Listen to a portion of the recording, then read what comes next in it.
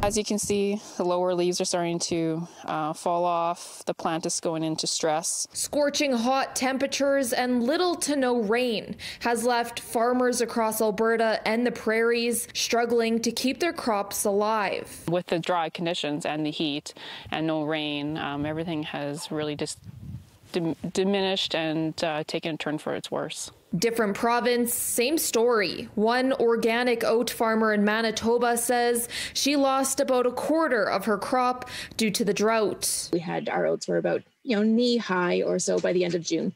It wasn't nearly as much moisture as they would have liked. They could have grown taller, and they started heading out, so developing the grain heads a little bit earlier than they would have otherwise. But we were managing, or we thought we were managing. The extreme drought brought in swarms of grasshoppers, which began eating away the crops, causing extensive and irreparable damage. Maybe about a quarter of our field was entirely eaten, and you could see the grasshopper population just increasing. You'd walk through your field, just a swarm of grasshoppers kind of jumping up in our faces.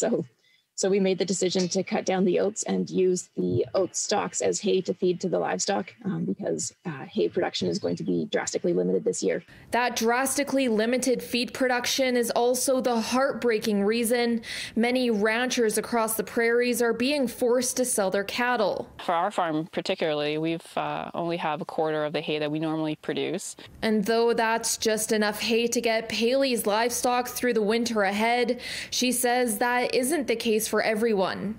Hearing farmers in the area that are starting to sell their cattle because they don't have pasture to support the livestock that they have. And that's bad news for consumers as well. Going forward, that means less crops to sell on the market, which means demand is going to be a lot higher and prices are going to increase potentially for the consumer as well. The Alberta government recognizes the struggles farmers are facing and is urging the feds to implement an agri-recovery initiative to help farmers as soon as possible. In Edmonton, Laura Krause, City News.